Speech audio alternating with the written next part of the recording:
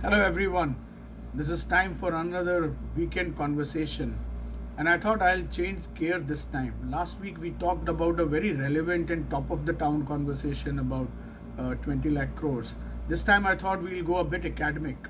And the trigger also was the fact that, in my last video, a lot of my friends had a very keen interest in the books behind me in the shelf. So I thought, let me just pick up one book from the shelf and talk about it this time. And this book is pretty relevant in the times which we are living and probably in the times which are about to come post COVID. So today I'm going to talk about this book called The Third Pillar by Raghuram Rajan. And the title of the book is The Third Pillar: How Markets and State Leave Community Behind. And I thought it would be a very relevant discussion because a lot of content of this book is, I found it very practical and usable in days to come, specifically in the new world order which we are to create. Just a trivia, this book is pretty intense. I'll be honest, it took me quite a while to go through this entire book. And since I recently concluded reading this book, I thought, let me just share some of the snippets from this book with everyone and some of my own takeaways from it. Well, Raghuram Rajan needs no introduction, ex-governor of Reserve Bank of India and currently the professor of finance at University of Chicago's School Booth of Business. As the title suggests, the third pillar, how markets and state leave communities behind. Essentially, what it's talking about, that either we look at a very capitalist way of the market-oriented economy, or kind of a socialist way of state-oriented economy. One lacuna has been that both of the models sometimes leave the primary constituent of that, which is communities, behind. And the book talks about the historical perspective and what are some of the solutions which have been offered in the book. There's a concept called inclusive localism, which has been brilliantly talked about, which probably I'll spend some time more later in the video. Essentially, what this book is, it's been divided into three parts. Part one is a more historical perspective of how these three pillars emerged. The pillar of community, markets, and the nation, how it emerged. The part two is basically talking about the imbalances between these three pillars. And the third part is a kind of a solution part, how to restore the balance. So it's historical, what causes the imbalances, and what's the solution. Now, if we go into the first part, it's actually great for history buffs.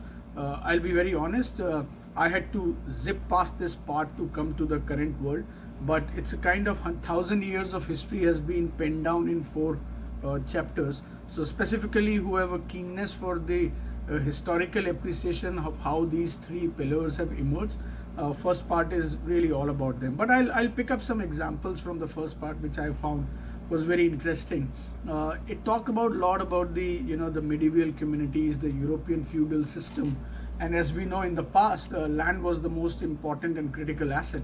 So essentially, whosoever used to control the land, in a way, used to control all the trade which used to happen in the community and also the governance of the community. So actually, the landowner was controlling all the three pillars: the community, the market, and the state. And a lot of us can relate to it, especially from the feudal Indian zamindar system. It's essentially the same component, right? And the same model was in the European feudal system. It also talks about rise of nation states. An example which has been very brilliantly talked about there is the rise of England as a nation. In the case of England, it's shown very clearly that as the competitive markets emerged, it gave rise to England, and it actually helped nations like England, who were militarily and economically gaining power, to also solve a fundamental conundrum. And that fundamental conundrum was that how can states obtain monopoly of military power yet give up its power and act arbitrarily out of the law? Any examples one can think of? All my friends from India who's been born and brought up watching the Indian independence movement can relate to this example very well. There was a company called East India Company. It was like a pseudo nation state. It was a private company with almost all the powers of a nation, of a state. So that was an interesting model. I thought I could correlate when Dr. Rajan was talking about in first chapter about this. And then the last aspect of the first chapter is it did talk about the rise of the markets as well. So as the capitalism grew, as the market started booming up, especially in the Western civilization and in the Western economies, it also started creating friction points with the communities. People started asking for more rights regarding their welfare, their benefits, their labor rights, not just the physical ownership of the enterprises, which in a way kind of led to the rise of socialism. And a lot of communities actually opted for the rise of the states rather than the rise of the markets. So they preferred states having the complete control of the enterprise and the economic cycle of the economy and the country. And we have seen that in the case of countries like erstwhile USSR, Russia, China, which is essentially the communism and the Marxism model. And again, two of my very favorite models, which I found very relevant in this first part, was Dr. Rajan explained two models. One was called Rockefeller model. It's a capitalist monopolist model, a monopoly of certain industries, of certain companies and powerhouses, which completely monopolizes the market. So the example there was a Rockefeller. Rockefeller, for example, for those of you who don't know, was a company in Cleveland. At one point of time, 90% of all of the oil produced in the United States was through this company called Rockefeller, through its brand called Standard Oil. So they used to control 90% of the oil production in the United States. Total monopoly of the sector, total monopoly of the economic power, right? And the second model was a kind of a Marxist model or communist model, where the state controls the entire monopoly of the industries. And if you can see, there are dissimilarities in the basic concept, but the similarity in both of these models are the monopolized markets create a negative ripple effect for the larger communities. It destroys competition, and as we know, competition is the bedrock of efficiencies. The bedrock of consumer advantages comes from the competition, and both of these models actually destroys that. It did talk about that. Thankfully, what happened is in most of the industrialized West, none of these two models were taken at an absolute level because of the power of the democracy. So what democracy did was it actually encouraged market competitiveness, and market competitiveness in turn preserved the democracy. So that was a very healthy cycle which started. So nevertheless, that was the essence of the first part, bit of the historical perspective of how these three pillars emerged. The second chapter talk about what cause imbalances between these three pillars. Why does the friction points emerges between nations, between markets and the communities? And again, a bit of a historical perspective shared by Dr. Rajan here is that post-World War II scenario especially. So post-World War II, as we know, most of the world economies were in a mess. And at that point of time, the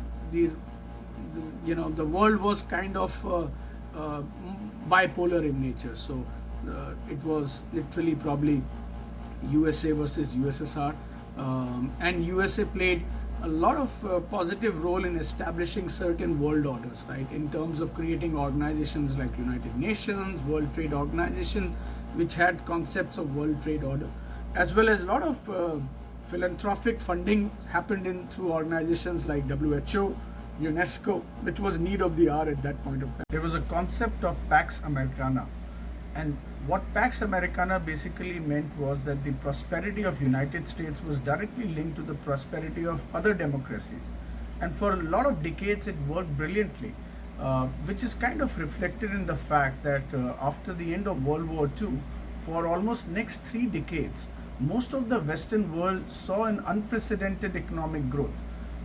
Till probably end of 1960s. But what started happening was that by the time of early 1970s and late 60s, the growth started slowing down. One of the major reasons of that was that all the gains of the second industrial revolution by that time had been capitalized and monetized, right? Which was, as we know, the second industrial revolution was principally around the internal combustion engine, wireless transmissions, electricity. So all those gains were kind of achieved till end of 1960s. And as the economy started slowing down, how the states reacted to this was giving more space to the markets. giving more flexibility to the markets. That's the era when we started seeing a lot of deregularizations and reductions and lowering down the trade barriers, free flow of the capital as well as the labor started happening more broadly across the world. So that was the phase when actually this globalization started picking up. Again, the reason was a bit of the slowness in the economy. It is early 70s. And then we all know what happened next was the big ICT revolution, the information communication technology revolution. That changed the landscape of how we do business forever. And with the advent of the technologies and the computers, and then recently with the advancement in the artificial intelligence and the machine learnings and the big data, this disruption caused two things, both positive and negative in some aspect. Was that one, people realized that they can manufacture the goods anywhere in the world and they can sell that good anywhere in the world as well, right? So the world became one interconnected market. And the other aspect was because of the automation, a lot of jobs started losing out, which was the mundane, regular, run-of-the-mill jobs. They started getting automated. So ICT disruption caused two major ripple effects. Some economies benefited, like a lot of emerging markets, China, India, and Southeast Asian economies benefited from it. Whereas some of the developed economies started seeing some shift in the work profiles, in the patterns, because the movement started going into the new international hubs where these sectors were booming. So what we see is that the rise of populism is always linked to a major economic disruption in the country, which acts as a trigger movement. And what is very specific is for these developed economies, which their hyper growth, what we saw, seen in the 3 decades after World War II, most of this growth was a leveraged based growth, which was based on easy availability of the credit, a lot of borrowings, easy access to the loans, and it's kind of reflected in the debt to GDP ratios of most of these developed economies. It's more than 100% even now, right? And it's growing. And in that construct, when you promise a lot of social benefits to your population, healthcare benefits, social guarantees, retirement benefits, the population get used to it. And any economic disruption which causes a reversal of any of these benefits starts creating an immediate opportunity for a rise of populism in those areas, right? And which is exactly what happened after the ICT disruption in a lot of these developed economies. This part 2 of the book, basically Dr. Rajan has talked about how the imbalances starts happening between these 3 pillars, which is the underlying theme of those imbalances is always an economic disruption. Now what we'll do is we'll move to part 3, where Dr. Rajan talks more about the solution. And in this part, he has extensively talked about a concept called inclusive localism. Inclusive localism is nothing but empowering your physical proximate local communities, giving more empowerment, giving more controls, giving more accesses, and giving more revenues to the local communities is basically the concept of inclusive localism. It's a concept where you decentralize. You don't hold the power and the revenues only in the hands of the federal government. You actually let it go to the regional and the state governments and eventually down to the local communities. Apart from all the political and the economic benefits of the model of inclusive localism, what I also felt really good, the good part of this model was that it also addresses the fundamental social needs of human beings. It's true in humans cases as well, that the birds of same feather flock together. It's true for human beings as well. Inherently, we like to mingle with the people who have the same likes and dislikes. And rather than you having that as a negative energy, if you are able to spin it off into a positive connotation and give empowerment to those local communities to actually administer, govern their own areas, what it does is it actually somewhere normalizes the majoritarian nationalisms, which can create a bit of negativity among different nations. And I found this a very powerful concept, because most of us have been born and brought up with that concept that if you are living in a diverse, multicultural, ethnic, secular countries, then the multiculturalism is the only way out. But what this concept also talks about, that the monoculture is as important as multiculture. Very, very interesting concept. And the way to look at inclusive localism is that one of the analogies you can relate to is that in the economic sector, the way the MSMEs help in distributing the economic power to the larger masses and the communities, the empowerment of the local communities help in distributing the political power to the larger masses and the communities. So it's the same way out.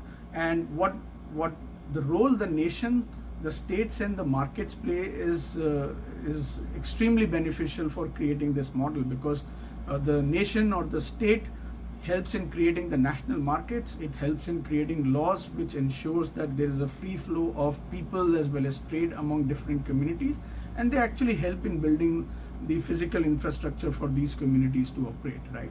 And what markets does is that it gives a kind of a community producer and community consumer framework. So goods can be produced in any parts of the nation, and it can be consumed in any parts of the nation. But what it does is that the people on the ground have more direct control in the administration and governance of the affairs which matters most to them. So that's a very, very powerful concept of inclusive localism. Now, that's what this book was all about. The basic tribes of these three pillars. And I thought I'll just spend last couple of minutes also to share my own takeaways from this book. What's something I can look forward to change the way I look at the world and the way I incorporate a lot of my activities. So there were two fundamental takeaways which I could think of. One was one has to be very cautious and beware of this rise of populist nationalisms. It's in the two forms, either in the form of the religious or ethnic populism, or also in the form of the protectionist trade policies. Now, one has to be very watchful for any emerging trends across these two sub-themes of populism. And I'll share one example which I recently read of Apple. We all know iPhones, right? And recently Apple actually circulated their supply chain network of how these iPhones are actually created. So we all know the design of the iPhone is actually done at the Apple headquarters at Cupertino, California. So Apple creates the design, and to manufacture iPhones, they actually engage with suppliers which are spread across 43 countries over 6 continents.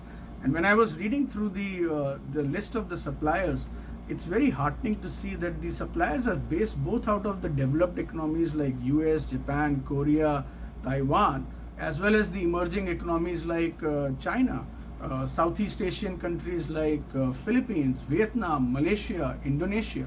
So it's board across. The manufacturing literally happens in 43 different countries, get assembled at one place, and then it's marketed and distributed across the world again. So it's a very interesting and powerful model that how the world economies are interconnected and will remain interconnected.